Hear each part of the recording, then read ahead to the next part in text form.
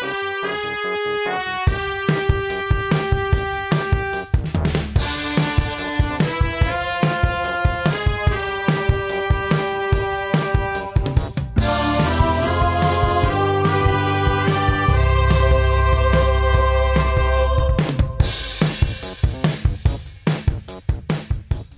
of the morning to you, Chentani, and I welcome to another episode of the Godfather Part II Minute. With me, Andy Robinson's brother, Alex. And with me, Alex Robinson's younger, stepped over brother, Andrew. You think you got stepped over? I was stepped over. Huh.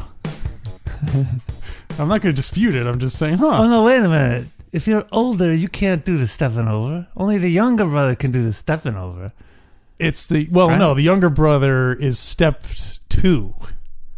Mikey didn't do the stepping over. He got, oh, I see. Yeah. Anyway. Only the older brother can get stepped over. Yeah. The youngest can never be stepped over because there's no one below him. Alex, I never wanted to have this argument with you before. Well, you know, let's talk about minute 68. Yes. Let's avoid the whole subject. We'll talk about minute 68. Alex, repeat after me. E minuto. Número 68. That was good. Nice try. Why? What was wrong? Well, I'm all bitter now that you're saying you stepped over me. No, you're close. Remember, 8s are weird. 68. Oh, that's no. It's a diphthong. I'm sorry. Beg your pardon. 68. 68. Perfect. Why is it not ocho like 8 well, in Spanish? It's auto. Yeah, it ought to be ocho. Tell us about the minute, would you? Well, minute number 68. Is this gonna be one of those minutes where we're just fighting the whole time? Yeah, it's all right. I'm going to learn the casino business. No, I'm going to learn the casino business. It's ocho. No, it's ocho. Minute number 68. You at least agree with that, right? That we're doing minute 68. I agree. Mikey tells Frankie that he wants him to help get his revenge against the person or persons who tried to assassinate him. The kerfuffled Capo balks at the Don's suggestion that he settle his dispute with the Rascally Rosatos until Mikey drops a bombshell. It was Roth who tried to kill him. The kerfuffled Capo. Skipping ahead a little bit, I appreciate their restraint that when he says Hyman Roth was the one who tried to have me killed, that the music doesn't go like dun dun dun or anything like that. It's very tempting too. So good work on you. Well, I don't know if there is any Godfather exclamation music. I feel like there is. I feel like when he kills McCluskey, that kind of loud thing goes. Yeah, they save it though. They're very restraintful about it. How would it have been different if it had gone like this? Hyman Roth. It was Hyman Roth who tried to have me killed. That would have been okay. It might have worked. It might have worked, right? Yeah. I feel like that music leads to more like he would be elaborating his plans and stuff. Yeah. Which I guess he kind of does, but Frankie starts bickering with him. Yeah. Just like we were doing. Yeah. Hey, since Frankie's in this scene, how about this one?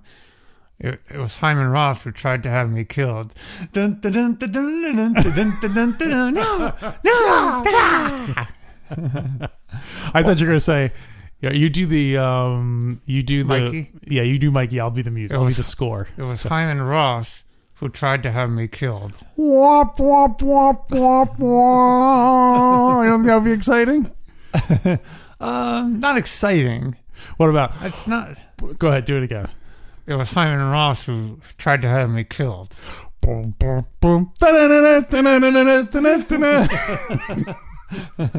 And they got to Frankie being all like, what? Yeah. I thought you were going to do that It's Always Sunny in Philadelphia music. Oh, that's a good one. The gang goes to kill Hyman Roth. Yeah. Or the gang goes to settle with the Rosato brothers. That would be I'm surprised. Maybe they have, because I haven't seen all of them. Have they ever done a Godfather parody? Oh, I wonder. It feels like they had to have been. Right? No, you know what it would have been? It would have been like it would have been where he says, Hyman Roth tried to have me killed, and then the title of the episode would be Frankie goes into witness relocation.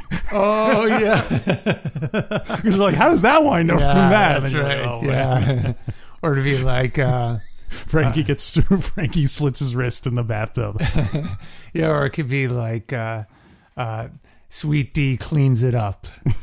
That'd be great to see her as the Connie character. So who else? Who would you? What about the rest of the roles? Well, so Dee's boyfriend is that kind of that simpleton military veteran that appears sometimes. He'd be the Carlo character. Yeah. Oh no, it would be Frank. That's what's always weird. It's always like father and daughter. Frank would be Carlo, and he would like move in with Dee, and he'd be like, "This place is a mess. You got to clean it up." And I think Dennis should be more Carlo than Frank. oh, Because Dennis is also all like clean, he wants things to be neat and everything. I feel like Frank has to be like the Don or one of the at least one of the maybe even Luca Brasi or something. Yeah. Yeah. Who would Charlie be? First thing I thought it was Fredo. Fredo, right? Yeah. Yeah. And I guess Mac would probably be more like Sonny. So we don't have a Michael. No, there's no Michael. He's really not that important a character when you think about it. Maybe Rickety Crickets would end up being Michael. So, Alex, what a minute. It is indeed a minute. There are so many things that over the years, I'm going to get all weepy-eyed, that we've referenced. I love this minute. What am I going to do? What am I going to do, Alex? This is such a great minute. I don't know where to start. You're going to act like a Don. There's so many great lines that you and I have been referencing for years. Right. Frankie Five, what a performance. Yes. Right? So the first line is kind of where he says, Mikey says, "I want you to help me get my revenge." Yeah. And I like the fact that he's using revenge. Like it's such a emotion-based thing. And for Mikey, that's very unusual for him to be doing something strictly for revenge, not because it furthers his. I mean, I guess you could say, obviously, Hyman Roth is trying to kill him, so therefore he has to neutralize it. But it sounds like it's more like he wants to kill him because he tried to kill him that one time, and that's like, that it's not business; it's personal. Yeah, kind of. Yeah, because children come to play with their toys and stuff. So, and that's interesting. I know GF2 was not a book. But if you remember in The Godfather, the original book, Michael says, "Oh, it's always personal." That's right. Yeah. So that we never didn't make it into the movie. No, it's consistent. At least he's consistent. Pop always taught me one thing. I never thought about that. Him saying revenge. Maybe he's saying that because he knows that'll rile Frankie up, because that's the kind of guy Frankie is. Oh, maybe. Right? You're saying maybe it's again, he's playing to his audience to know what. Yeah. Maybe that's why he also yelled in the last minute. Yeah, maybe. Is because Frankie comes from the kind of culture or whatever where that's how you get through to people is by exploding and like the threat of violence. Interesting. Yeah, it's a street thing. Yeah. Oh yeah, I love that. We'll get to that live, but it's great that if Frankie laid it, or if Michael laid it all on, he says, "In my home, I want you to help me get revenge. Those Rosato brothers leave the gambling for last. They're all about whores and junk." At this point, Frankie's just going crazy. Let's get him. He just jokes. It's like I was at Hyman Roth's home. He served me some can of peas. It was a Ritz cracker with some tuna fish on it. And he's living all the way down there in Miami. Drinking, what's he drinking? What's he drinking? What's his wife's name again? Oh. Frankie Five Angels. She's on the other side of the door. Mojitos! Fanny Five Angels. So the thing I also like is he says, "I want you to help me get my revenge," and then Frankie's like, "Anything, Mike." Yeah. He's anything at all. What can I do? Yeah. And so then Mikey sits down in the chair. Yeah. There are a lot of pauses too, which is great. It's just the timing is fantastic. No music. Mikey sits down in the chair in the classic Michael Corleone style, sits down and then folds his leg in the and this is where you really get, this is the scene I brought up last week. You really get a scene of how cluttered Frankie Five Angels' office is. I made a note about that because I remember you brought it up. Newspapers everywhere, magazines. I mean, maybe that's what Frankie meant when he said, I could have prepared something. I could have cleaned up this room. That's right. You know, kind of awkward. He has all these playboys out there. Michael, I left all the newspapers here from your Father's Day in case you ever visit. Those were the actual funny papers he last read. Everyone always kisses his ass by mentioning his father. Yeah. He puts up a plaque like this used to be Vito Corleone's office, 1928 to 1952 or whatever it was. And Michael, they did move out there. And Michael says, of course, funny papers. I don't know when the move was. Do you think, did Mikey, who's in the younger half of the family, did he mostly grow up on the compound, or did he grow up, I'm assuming they moved out of their tiny one-bedroom, exquisitely carpeted apartment once they started having more kids. And you're talking about Michael? Like when Mikey was growing up, where did he grow up in the Hell's Kitchen, or did he grow up on Long Island? Probably more Long Island, I'm thinking. By the time he was, because we know when Sonny, it sounds like mostly grew up in Manhattan. Yeah, because he became friends with Tom and everything. Yeah. So. They do in the book. Puzo does write what year they moved to Long Island. I don't remember what it was. Oh, that's interesting. Yeah, I can go back and check. You know what I realized we should have done, since we've been recording in the same room for years? We should, along the wall, have been writing the timeline as things go on, like years and months, so we could always just reference and look back. Oh yeah, totally. Yeah, not too late. Not too late. Yeah. Especially if we're going to get into the Zaza years, that's going to blow open the timeline. Yeah. Well, I'm sure someone on the internet has done one, so we could maybe just print it out and just just do it. We don't actually write on your walls of your house. But you want it to be to scale. Like if 10 years go by, that's like 30 inches. Wow.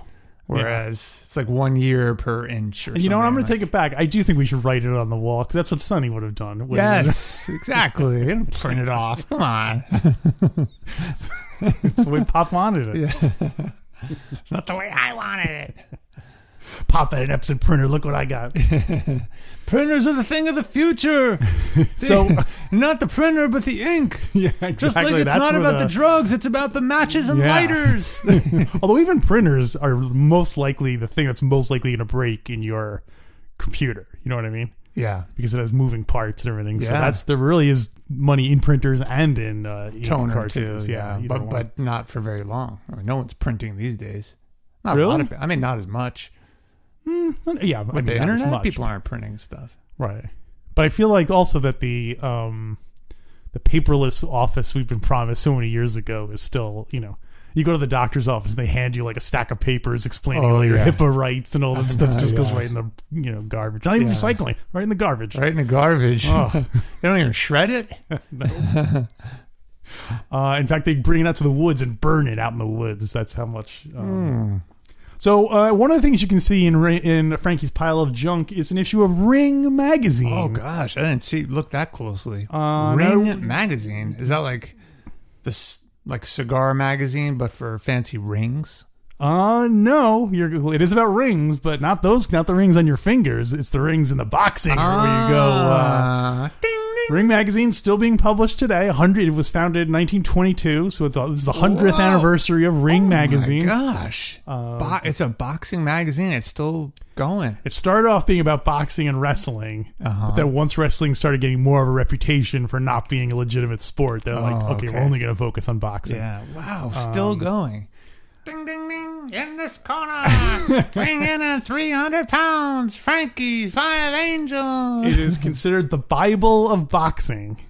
Whoa, but it's a periodical, right? Oh, yeah. But I mean, in terms of like a period of like a reference. Yeah, it's interesting. And also weirdly, one of the things that each issue they say that this magazine is you will be comfortable leaving it in your home, in your library, and there's nothing offensive in it, because I guess a lot of magazines that were aimed at men tended to feature a lot of like raunchy jokes or sex stuff in it or whatever. But this one, they're like, this is clean. This isn't one of your Vegas rub joints. This is a swankier magazine than anything they got back in back in Vegas. It's not as swanky. It's clean. Right, but I guess I meant swanky, like fancy and classy. It's classy, not swanky. Yeah. So. All right. So it's family. So it's a family-friendly periodical about people bashing each other's faces in. I get it. Yeah. So the point is, you can leave it around. You don't have to worry about your kids coming in your office and then going finding the dirty magazine. But the weird thing is, kids are less likely going to read stuff, or more likely going to look at pictures. And I'm guessing the pictures showed people beating each other up, unless it was swankier, fancier than I'm that. guessing it's probably more the dirty humor and probably, a bit of a cheesecake element to it. That was probably more the thing they were objecting. Yeah. No one objects to violence. That's not Dear Ring magazine, these things usually don't happen to a guy like me. But I was in the ring going 4 rounds when... Well, no, it wouldn't even be like it was. I was walking home. Next thing you know, I found myself on a boxing mat, like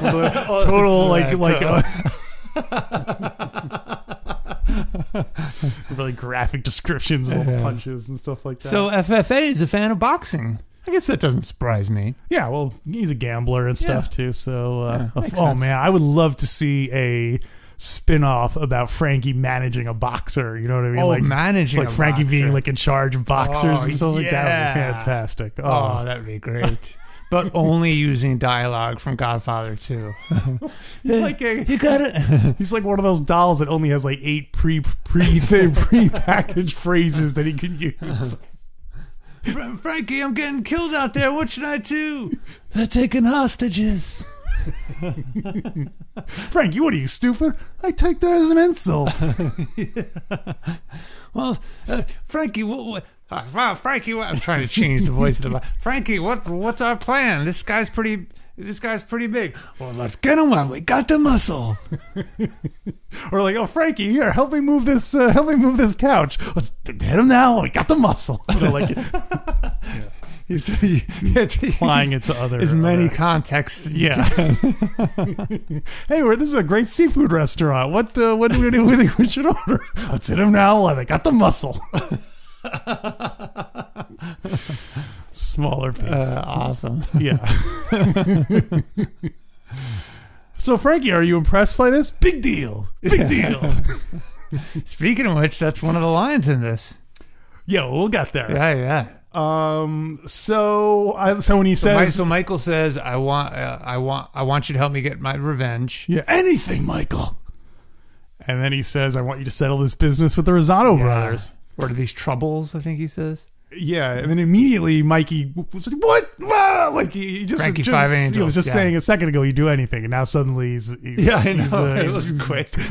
dragging his heels on. I don't understand, Michael. No. I don't understand. That's where he kind of. I love how flustered he gets. When he's great.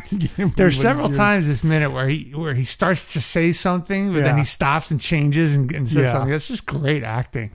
Yeah, I mean, the actor, oh my gosh, whose name escapes me at the moment. Anyway, he was also a playwright, so I wonder if he was better at kind of almost like writing fake lines that you think he's going to say, but that he changes. He totally starts saying something and changes and stuff. So. So he's like, oh boy. So he says, I don't have your. So first he says, I want you to settle this with the Rosato brothers. Yeah, and then that's when he says. That's when Frankie Five Angels says, I don't have your brain for big deals. Yeah. But this is a street thing. Yeah, he gets very. I like how confident he gets when he says it's a street thing. It's like, this is a street thing. Yeah, he points his finger. That's always a good move. That's a great power move. Either a finger or you move your hand when you talk. Yeah. I watched a YouTube video about confident speaking. Confident public speaking. What did they say? It's really interesting. I'll tell you off the air. I don't really feel comfortable saying it now. No, that was one of the things I noticed is it was a professional vocal coach or something, and he said using your hands when you speak. Huh. is a power move. Oh, interesting. Yeah. I forget the word they said. Like, well, people won't be able to tell this, but you're watching me. Yes. Say the word. You're gesticulating wildly with your hands as you speak. Say the words to me. We can't do that. You know, Andrew, confidently. Just those words. We can't do that. Okay, now do it with signaling your hand. We can't do that. There you go. Whoa. I believed it. I didn't believe it the first time. You're right. It does. It does add. Yeah, it does. Makes a difference. It does add some confidence to your. I'm pointing as I said that to people probably could guess. So Frankie's getting into it. Mikey's really taking him on a roller coaster here. For he lays into Frankie, so he's all beat down. He's all off kilter, off balance. And then he's on Mikey's side. He's like, yeah, let's get revenge. And now he's like, what? You want me to lay down? Here's something I thought of while watching this minute. Frankie always refers to Mikey as Michael. Yeah, Mike. Well, what are we doing, Mike? Yeah, he calls him that. Mm-hmm. Did anyone ever call Vito Corleone Vito?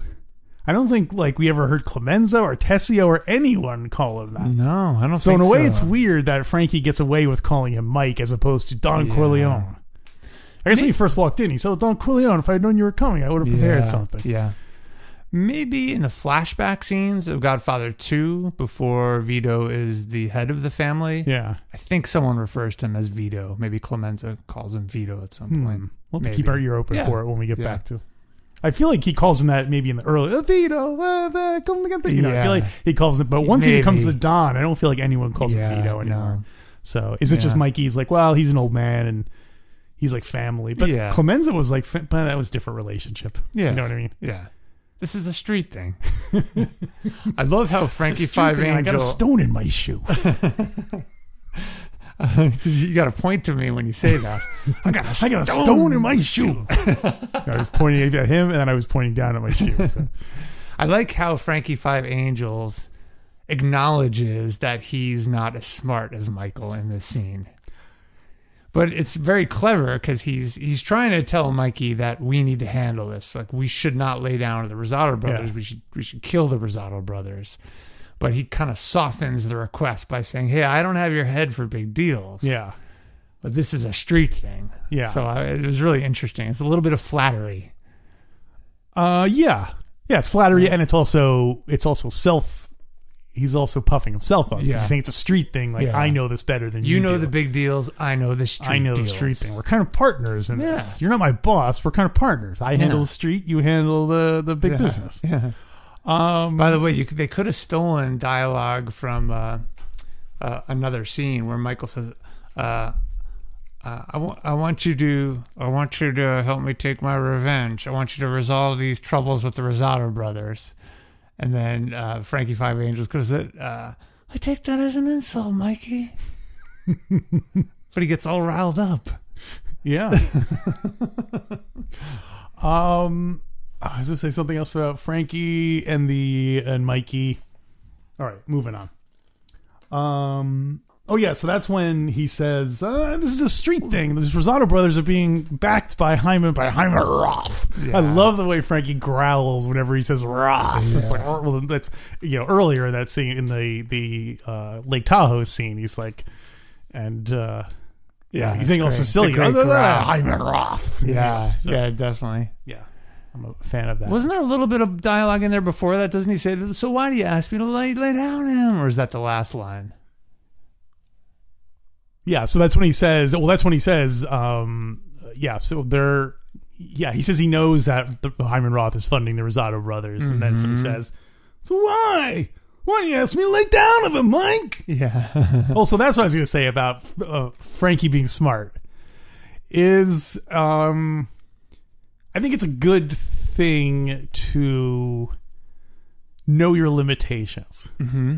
I know we live in the kind of world where everyone's supposed to be able to do everything. We're all supposed to live out our dreams no matter how crazy they are or whatever. But, like, if you compare, like, Frankie, like you said, he acknowledges he doesn't have the head for big deals. Yeah. And there's another character in this story who refuses to accept the fact that he's not smart and that he's dumb like everyone says. Yeah.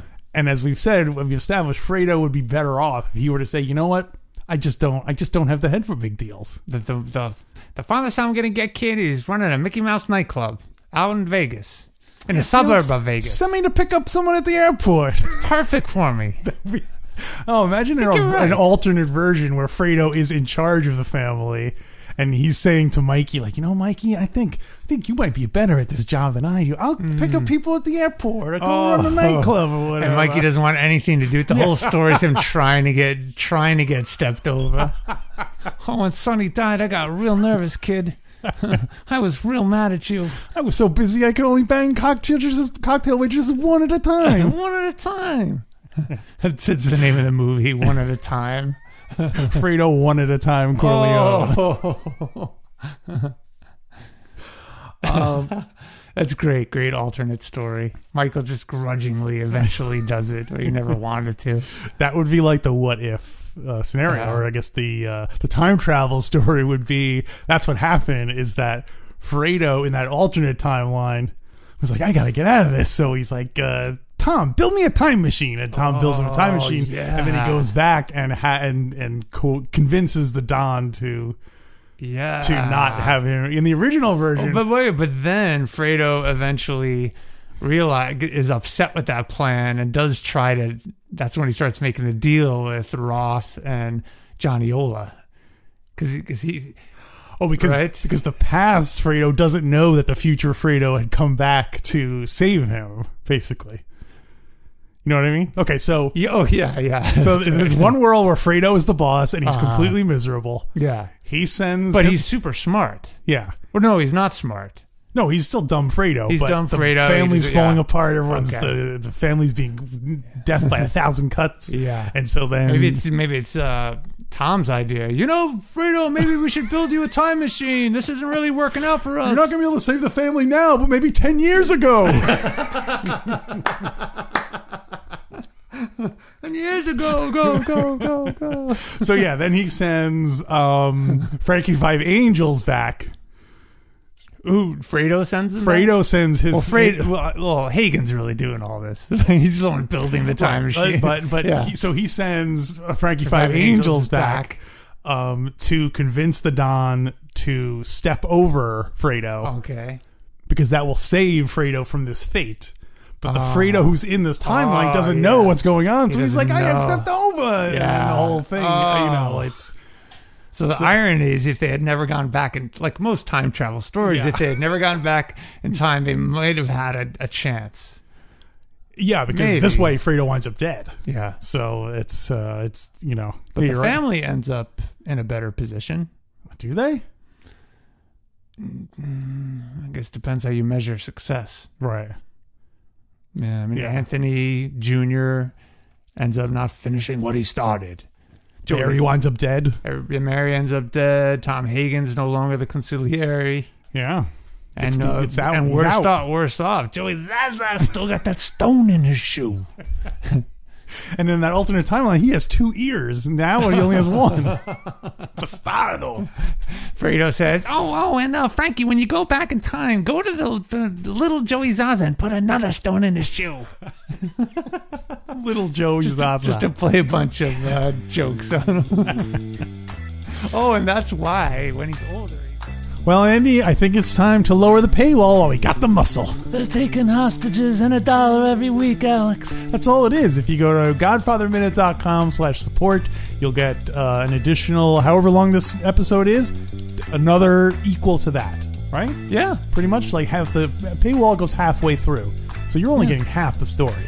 But I don't understand, Alex. Why do you ask me to pay? You don't want to pay? No.